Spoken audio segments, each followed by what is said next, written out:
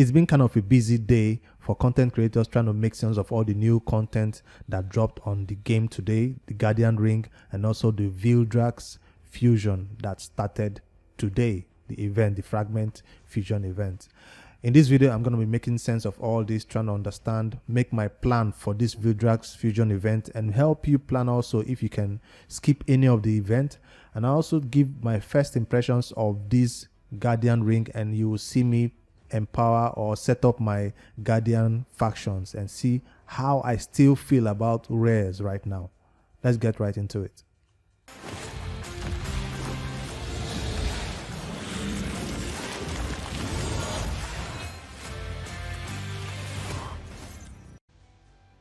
Now, first things first, let's get right into the Fragment Fusion, since it's the most important item in Raid right now. Fragment Fusion for Vildrax has dropped. Original, we thought Hex Champion and AoE will be all that, but right now, after the content creators tried this champion in the test server, they came back with a verdict that this champion is not what it's other than for Hex. So his sole purpose of existing is to place Hex. Other than that, he really doesn't really add much value to your teams. That's not me, my words. That's what other people who tried it in general content gave the verdict at. Although I would say they tried to make this champion based on attack, like give him attack stats, but his multipliers were too low to do any change or any damage like that. So I wouldn't say this champion would be an attack champion. It would just be somebody like a support role, somebody like a War Maiden who just place a decrease defense and chill for 2 more turns before you have to place it again. Like I said in my previous video about this champion, he's just there to place that Hex and chill, and place it again and chill, and do whatever else his other abilities do. So if you're gonna go for it, you should know that this fragment, you have up to 150 fragments to collect if you win some tournaments. So if you're not going to win any of the tournaments or events, kindly know that you have up to 100. Oh no, you have up to 90 to complete if you want to skip one. How do I come out to this arrangement? The ones that people do not usually skip are Classic Arena, Spider, Fire Knight, and Dragon. So these are normal ones that coincide with our dungeon divers. So by my maths, if you do all the Classic Arena, Spider, Fire Knight, Dragon, and Dungeon Divers, Artifact Enhancement, and also complete Champ Training events, you're left with what? Champ Training here also, and Champ Chase. So luckily for us, we don't have a summoning event on this one, because that's the one that usually make people stop going for the event. So we have 30 fragments tied to the champion chase, and you're asking, can you skip the champion chase? I'm doing this because if you're a normal player, you have enough shots to complete a champion chase, or some fragments to pull to complete a fragment and champion chase. But if you're a player who is just starting up the game, or you're kind of mid game and you don't have enough secrets, you're not hitting those ultra nightmare levels right now, you're thinking of if you can complete these 30 fragments for champion chase. I think you can, but you only need 10. Yes. So if you finish all the other events, you only need 10 from this champion chase. So I think the champion chase 10 points to get will be easily accessible to you. I'll give you an example. If you can fuse any of this champion right now that is available, Broadmoor or Relic Keeper, this will help you go towards a champion chase. Also, something I do during the champion chase is I always buy, you see, these are all champions, the 1 star, the 2 stars, the 3, I always buy them because I do not want to be pulling my mystery shards all the time. So during a champion chase, make sure you buy all those. This will help you come towards those 10 points you need for Vildrax Fusion. When other content creators drop the Excel sheet that shows you the breakdown of the events, we'll look at that and make a better calculation. But from what I got, I think that you can complete this Vildrax Fusion with skipping a few of the event, because the event has a lot of fragments all over. So like I predicted, it looks like the Iron Brago, I think it's Iron Brago Fusion that was also like this one. So next on the agenda is the Guardian Ring, the new content that was dropped on us that everybody's going crazy about. I am most interested in faction guardians, right? And this is where I came. I didn't bother to look at all the other ones that is causing all the ruckus in the community right now. How can I empower my champions, and will it change my current team setups? So it's not just all about coming here to empower and then go back to your teams that no longer work. It's about if they will have any negative effect on your current team setups. So right now, the only teams that we have working in perfect synergy is not our dragon or dungeon run teams, is our clan boss teams that we have set up with a particular speed to run a certain way, or a particular HP and defense to run a certain way. So the person I'm talking about is Ogryn tribes, who?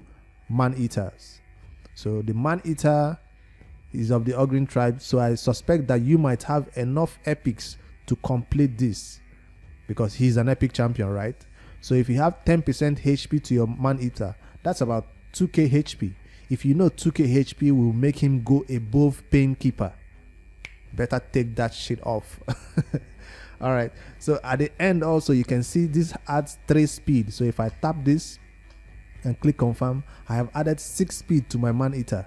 If you know, this will make your man-eater go above his required speed and make him go out of tune for the man-eater, Painkeeper, Unkillable, or double man-eater teams.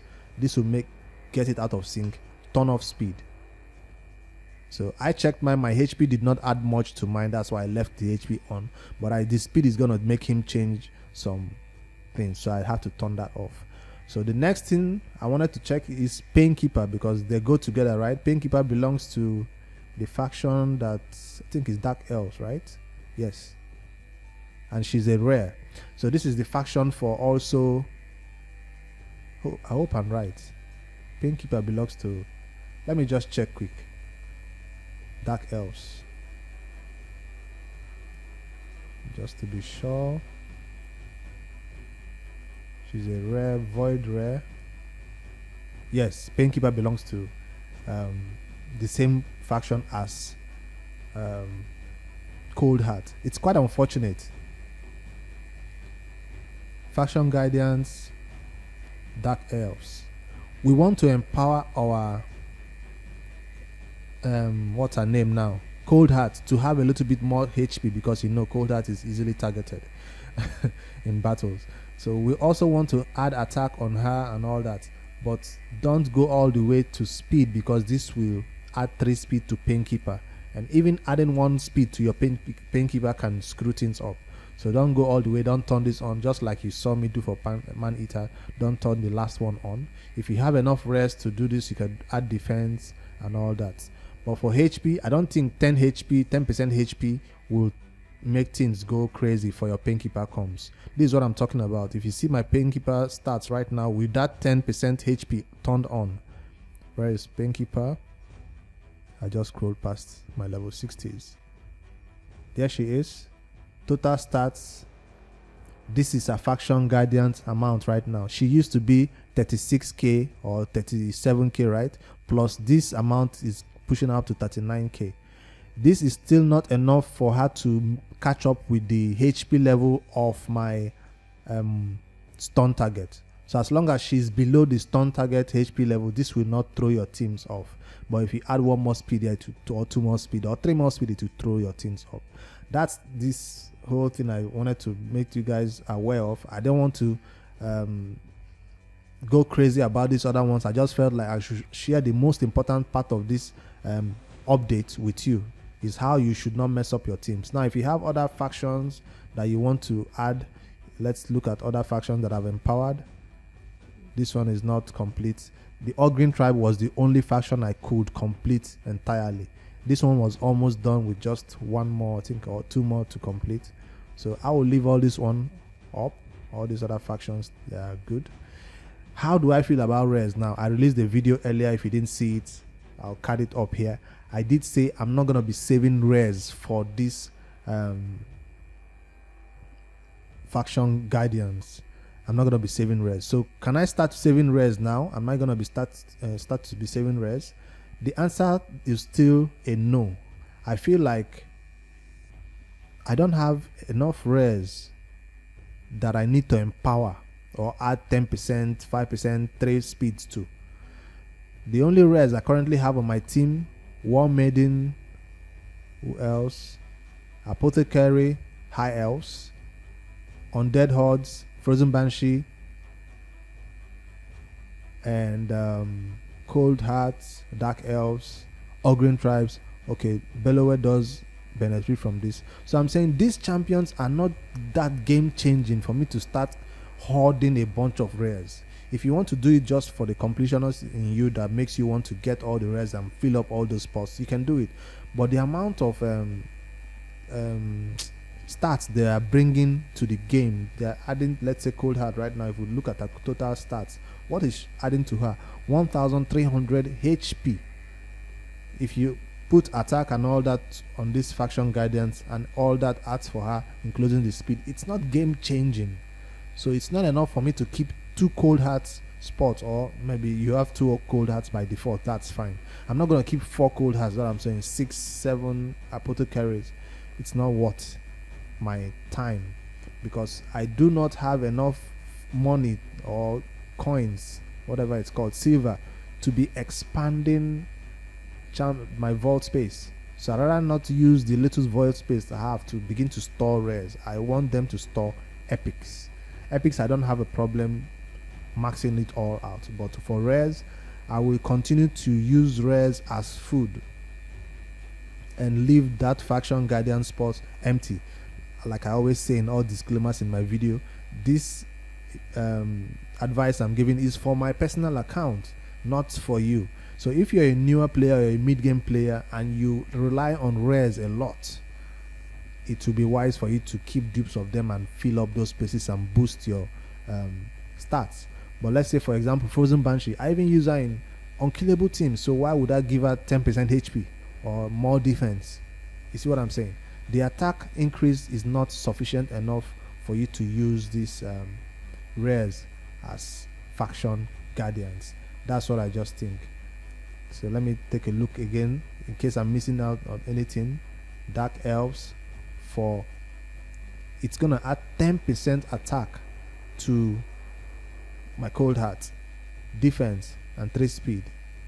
I don't feel like 10% attack is worth it for me. I feel like that's just a sub stat. I'd rather look for that 10% in a good sub stat, and if I can get it, that will be 10% for me. So for now, I know my artifacts on Cold Heart is not even maximum to the extent where I'm looking for die high amount of attack. I just try to put as much crit damage into her as possible. So that's what I think. For legendary champions, they're also 10%, and I thought legendary would be like 20% or even higher. But anyways, let's see which other ones I could complete. Night Rev, I almost completed it also.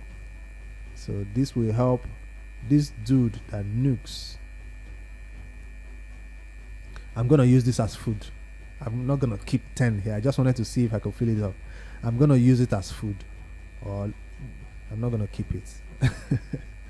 So that's how I feel about the Guardian Ring. And hey, my personal opinion on the subject that was released today, when the Guardian Ring was launched, I saw a video from another content creator, and the entire community was going crazy because of the title of the video that said free legendary. Raid did give us 500. I've not claimed mine, right? This life token. So Raid give us 500 life token, and Hades called it a free legendary because in reality the fact is 500 life token is equivalent to 1 legendary when you unbind it. Yes, that's the right word. So if you do unbind it, you get 500 life token from 1 legendary. Let's see, unbind. Champion is currently, I'm not going to try it anyways, but it says 500 to get to unbind 1 legendary that you're not currently using. So from the title of that video, it seemed like Plarium gave an actual legendary champion for free, while the reality is they gave 500 life tokens. So by the maths is equivalent, but by the reality of the game, it's not the same, because it will take you 4, 5, 6, 7, 8 life tokens 3,000 to buy any other of these legendaries. So Hate's titles seem a little bit off, seem a little bit clickbaity, and a lot of people in the community had a lot to say about it. The dislikes on that video was out of, it's crazy. But hey, it's HH Gaming and he knows what he's doing. He knows the reaction he's going to get out of the community before he even put that in the title. He's a smart man. So I saw that, I was like, dude, I'm not even gonna try it. Like, my titles, if I wanted to title that like raid free legendary champion question mark, I'll add a question mark just to make sure that you know that I'm not saying 500 life token is equivalent to 1 legendary champion. I'll add a question mark to my thumbnails or to the title of that video, just as a disclaimer for myself, so I don't get called out on being clickbaity. I can't stand it. So for an update on the Noob2Pro, if you're watching those series, I have a series that I'm starting up, a new free-to-play account. This is my main account. I don't want to switch to that one now. That account is still farming campaigns, getting those level 4 champions to level 5 each of them. I'm talking about War Maiden and who else again, those other epic champions we have on that account. And Spirit Host also is going to level 50 on that account. That's the update I wanted to pass on that account. There's nothing else going on. We're currently doing champion training, so I'm getting high scores on that one. And all the rewards from clan versus clan, we are going to win our CVC on that one. On this account, CVC is looking kind of nice too, competitive, but we are going to come out ahead. My personal rewards are tier 1, so of course I'm going to get it this time around, unlike the other time where I cried for not getting personal rewards. That's the update I had for you guys today. Am I missing out on anything? I think that's it. I just wanted to point this out, that faction guidance is the most important part of this entire thing. I'm not going to be touching any of this as a free to play. I do not have enough dupes. As you see, this is all the dupes I have, so I will not be using them for anything like that. I'll be using them for the faction guidance. So hey, if you have if you're a whale who has 60-70 legendary champions in your account, it's your choice what to do with it. I'm not going to tell you what to do with empowering and unbinding. I'm just going to focus on this part of the game, and I will ignore rares, as I did say. That's all the updates I have. I'll see you guys tomorrow for a brand new video. Good night, guys. Make sure you like and subscribe.